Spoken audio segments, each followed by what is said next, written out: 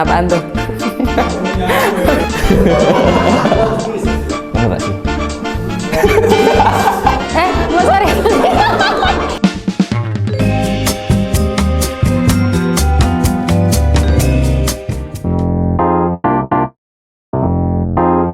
Halo semua, aku Atana Sabrina, biasa dipanggil Tata. Aku berasal dari Semarang. Halo, perkenalkan nama aku Olivia. Perkenalkan, nama saya Gading. Nama saya Bagas. Halo, nama aku Ria Febriana. Saya Vicky, Saya asal Semarang. asal dari Demak. Dari Kebumen. Dari Semarang. Asal saya asli dari kota Semarang. Usia saya 28 tahun. Usia 27 tahun, menginjak 28. 22 tahun. 23 tahun. Usia sekarang 25. Orang-orang pada bilang aku udah ibu-ibu sih, tapi aku kelahiran 2003, aku sekarang 20 tahun. Masih masuk generasi milenial saya. Termasuk generasi Gen Z. Kayak kalau tahun 2000-an tuh masuknya Gen Z ya? Berarti termasuk Gen Z ya? Ya, harusnya. Untuk saat ini kerja. Kerja, karyawan swasta. Aku mahasiswi tapi udah mulai ada kesibukan di luar kuliah, itu mulai ambil job-job di luar kayak freelance sebagai MC dan lain sebagainya. Karyawan swasta. Untuk saat ini saya bekerja sebagai sales eksekutif. Sebagai markom di perusahaan swasta. Aduh, gimana nih jawabnya?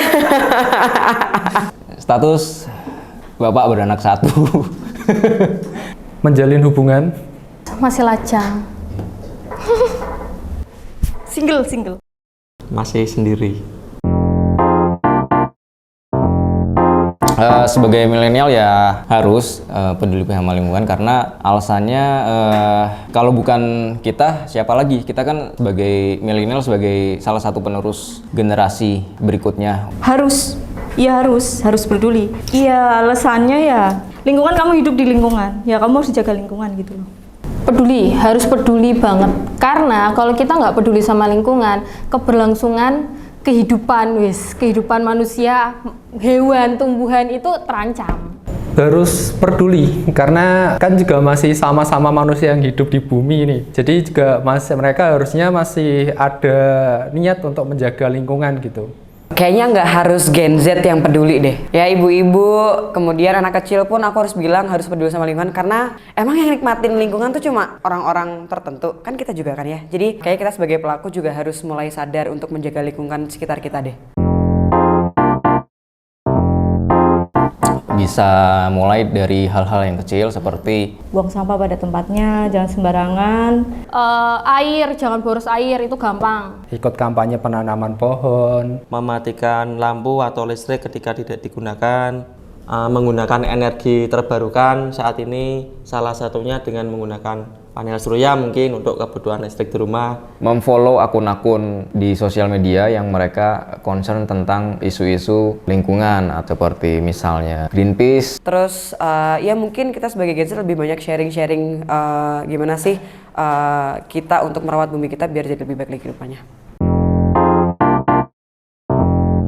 Pesan tetap jaga lingkungan kamu, lingkungan kita.